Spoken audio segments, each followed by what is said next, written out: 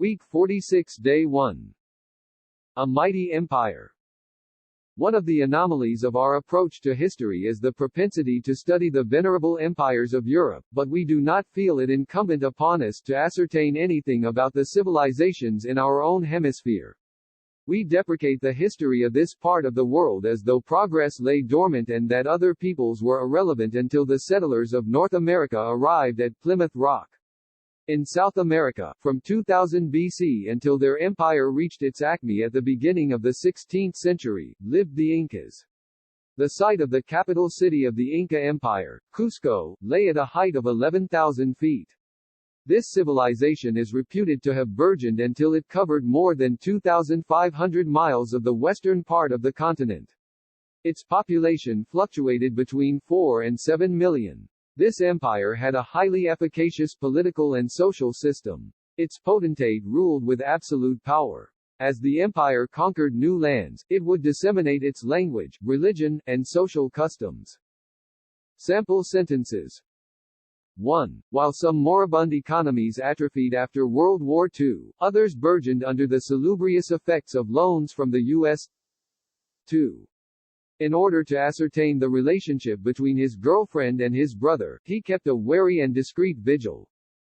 3. We are quick to disseminate calumny, but reticent about things that may be construed as compliments. 4. He was appalled at the apathy concerning the important issue that had remained dormant for so long a time. 5. The callous potentate kept an imperturbable mien when requested to alleviate the unconscionable conditions existing in his land. Week 46 Day 2. A battle for power. The Inca emperor derived his prodigious power and authority from the gods. The paramount god was the sun god. It was from him the ruler passed on his prerogative to rule to his most astute son.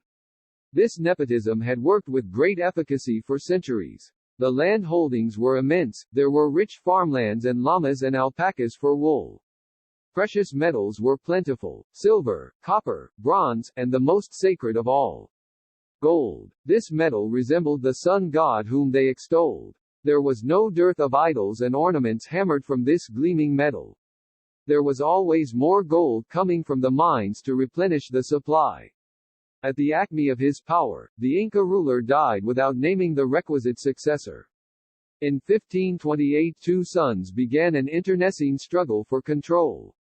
For the next 4 years the empire sank into the lassitude caused by civil war. Sample sentences.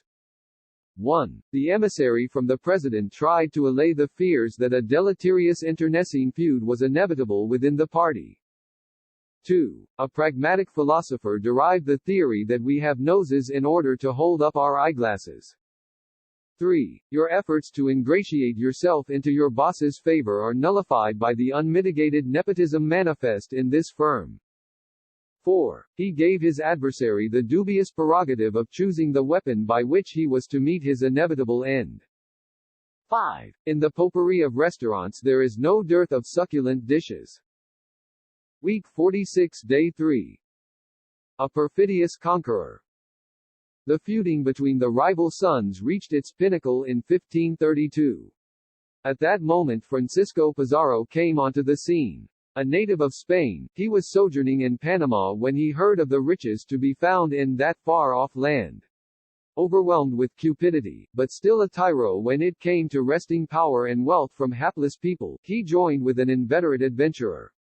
They gathered a small band of mercenaries. The first 2 attempts failed, and Pizarro returned to Spain to request authority and money in order to conquer the west coast of South America. Whether by sophistry or cajolery, he was given the requisite aid. With a force of 180 men, the dregs of society, he invaded Inca territory. He reached the city where the current ruler, Atahualpa, was holding court. The Incas welcomed Pizarro who, in a factitious display of friendship, heaped encomiums upon Atahualpa. Unknown to the Incas, Pizarro had brought guns that were still beyond the technology of these people. The obloquy of his next act, ambushing the Incas and taking Atahualpa prisoner, will live in the history books that are replete with tales of conquest. Sample sentences. 1. Although he was erudite about a copious number of things, he was a naive, callow tyro when it came to relating to girls. 2. John Wilkes Booth's egregious act remains an infamous obloquy. 3. Her sophistry made use of every glib artifice. 4. In the office he played the factitious role of a martinet, while at home he was filled with compassion. 5. The modest prodigy treated the fervid encomium that followed his performance as though they were a mere bagatelle. Week 46, Day 4. The End of an Empire. The Machiavellian Pizarro held the captured Atahualpa for ransom. He was adamant about receiving a room filled with gold to the height of a man's shoulder. This was taken as a hyperbole at first, but Pizarro knew the gullible Incas would be munificent when it came to rescuing their sacred ruler. They did not procrastinate, and a frenetic collection of gold took place. Pizarro, to whom prevarication was natural in dealing with the Incas, had no qualms about executing their ruler as soon as he had the gold. The Inca Empire was moribund, but the charisma that surrounded Atahualpa was such that, after his death, the Incas fought on tenaciously in his name for several years. Eventually, superior weapons quelled all opposition. A policy of genocide was adopted by the Spanish conquerors, and almost 2 million of these proud people died in the carnage that followed. The saga of an ancient civilization thus came to an end. Sample sentences. 1. Even those who were not fans of the movie star candidly admit the charisma that surrounded him. 2. The United Nations has outlawed genocide as the ultimate crime, which must be eradicated. 3. Her constant prevarication made her a pariah to her friends. 4. The rhetoric soared into flagrant hyperbole. 5. He was surprised by the munificent gratuity given by the usually parsimonious termagant.